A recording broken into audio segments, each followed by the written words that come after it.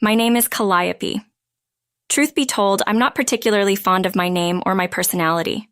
People often tell me I'm pretty intense for a woman. Because of this, I was constantly butting heads with people at work and frequently found myself in hot water with my boss. One day, 5 years into my career, I was drowning in paperwork. Work, and had no choice but to work late. Finally, when I managed to catch a breather, I checked the clock. It was just past 11 p.m. Wow, it's late. I need to head home. I saved my work, shut down my computer, packed my bag, straightened my chair, and left the office. On my way home, I took a detour to a park nearby. As I sat on a bench, I looked up and noticed the full moon brilliantly illuminating the night sky. Wow, what a beautiful moon. Yes, it is, isn't it? Huh? Startled by the sudden response, I glanced to my side and saw someone sitting next to me. Apparently reacting to my mutterings, when I hesitated to reply, he looked at me and grinned. Working late, huh? Yeah, I said. For some reason, his face felt reassuring, even though I was pretty sure we never met before. Just then, he stood up and said, "It's getting late. Are you okay with heading home this late?" Startled, I checked my watch. It was 11:40 p.m. Yikes, I gotta go. As I started running, he waved goodbye. I looked back a few times, but he was gone. That was how I met my now husband, Zeppelin. A few months had passed since that mysterious encounter. I was yearning to see him again, enveloped as he was in an intriguing aura. But as time ticked away, a month, then another, it seemed our paths would never cross. Just when I started thinking we might never meet again, out of the blue, I got called into the boss's office. Was I in trouble? I wandered a bit nervous. When I arrived, I saw a familiar face. Ah, it's you. Hello again. Mr. President, what's going on here? He's the son of my mentor. He came by to return something you dropped, the president said. Dropped something? Your employee ID. You lost it, didn't you? Yes, I did. To be honest, I had no memory of losing it, but I agreed to keep the conversation flowing. Then the guy who was standing next to the president asked, "Could we talk privately?" He motioned for the president to leave the room. "I'd prefer after work if that's all right," I replied, and left the president's office. Once work was over, he was waiting for me outside the building. "Thanks for earlier," he greeted me. I thought for a moment about ignoring him, but given the president had introduced us, I decided to engage. "About earlier." "Thank you for playing along," he said. "So, what did you want to talk about?" "Do you know any good restaurants? Would you like to go to one together?" "Sure." Normally, I would never accept such an invitation, but this time, I inexplicably agreed. We went to a restaurant he was proud of, one his friend ran. It was simple, but had high-quality ingredients. I had to admit it was delicious. After we finished eating and while sipping our after-dinner coffee, he started talking again. "My name is Zeppelin." "Zeppelin, is it?" "Yes, it's a rather unusual name for this time, isn't it?" "Well, my name is Calliope, so—" "Ah, I know." "Huh?" "You see, your president, as I mentioned earlier, is an acquaintance of my dad. He's also very supportive." "Yeah, he's that kind of person." "Exactly. So he's been teasing me about my name forever, but I never minded. Recently, he said he met someone interesting at the induction ceremony." "Interesting person?" "It's you, Calliope. According to the president, 2 people with unique names. It's a perfect match."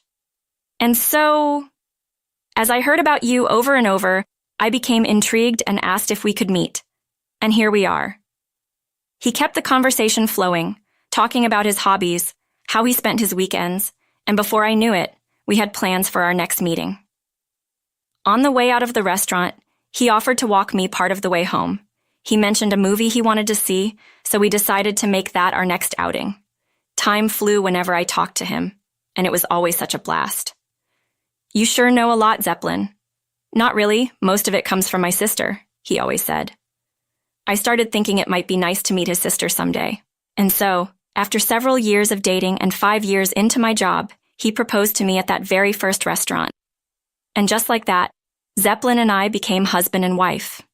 Needless to say, we both laughed when we saw our unique names, Kopi and Zeppelin, written in the spaces for wife and husband on our marriage certificate. After our wedding, I was introduced to his family at a gathering at his parents' home. The sister-in-law I had never met before was also there.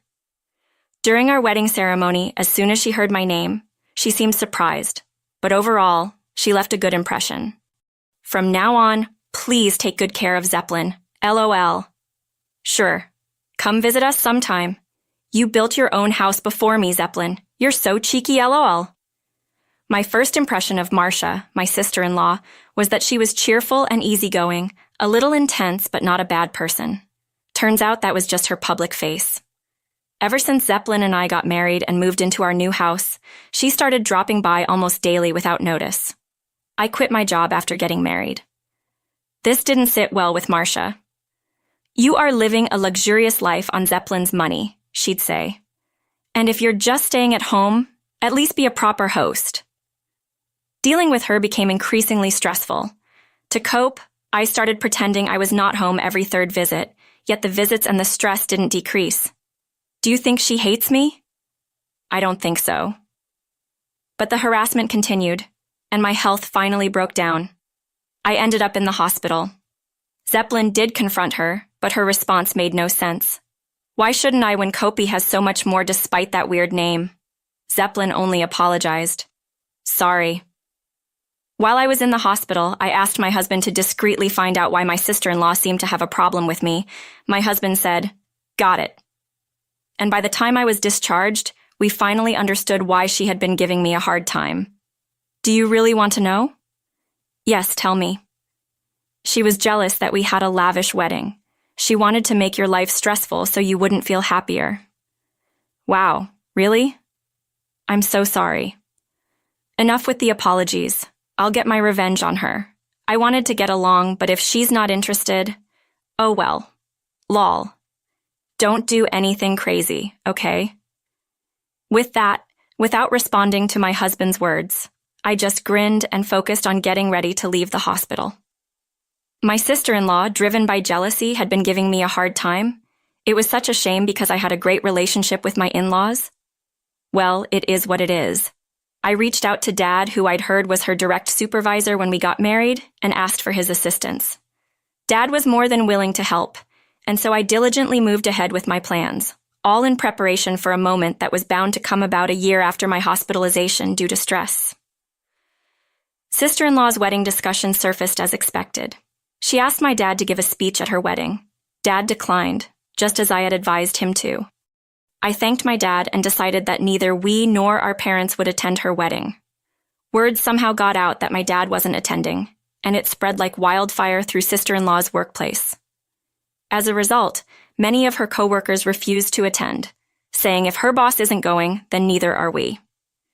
Sister-in-law had planned to invite about 100 people, including coworkers, but now her side of the venue was practically empty.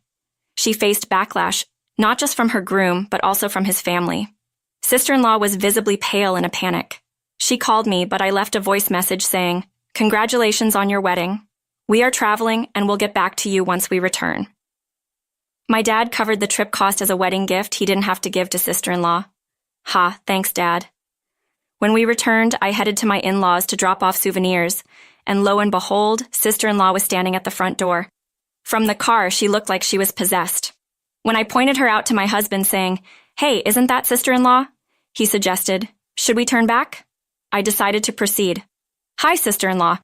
This is not a hi situation. Congratulations on your wedding." "Congratulations.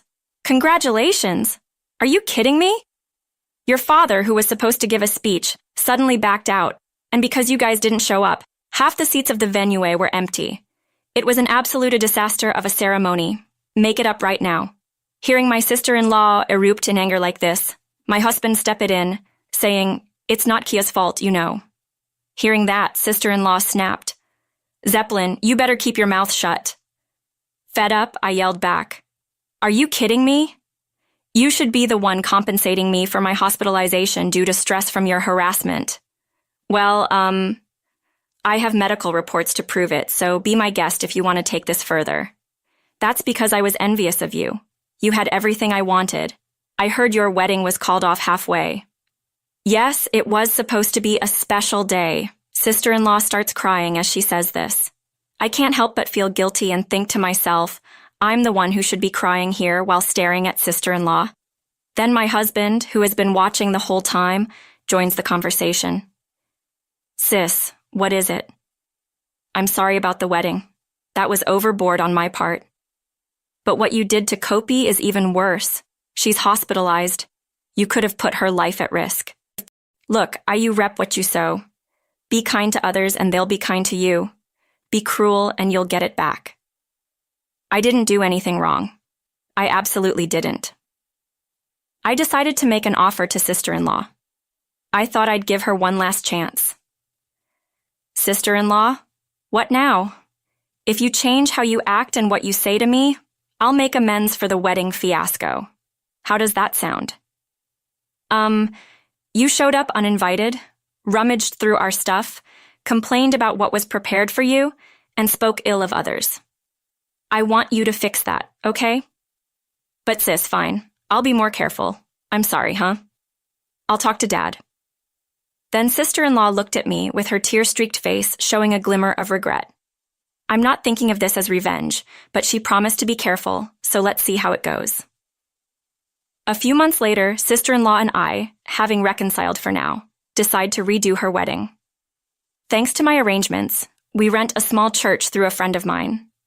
Sister-in-law was fussing about her plain wedding dress, but she shut up when I said, should we call it off? Ha ha. The ceremony was the most beautiful one I've ever seen. Sister-in-law seemed to enjoy herself and happily showed off her wedding dress to our parents. Of course, my dad gave the wedding speech. I appreciate your cooperation in resolving our differences, says, and I'm happy you agreed to take this on. Dad took the stage and, gripping the microphone, said this to sister-in-law. Today is a blessed day, and I want to sincerely thank everyone for taking time out of your busy schedules to attend Marcia and her spouse's wedding ceremony.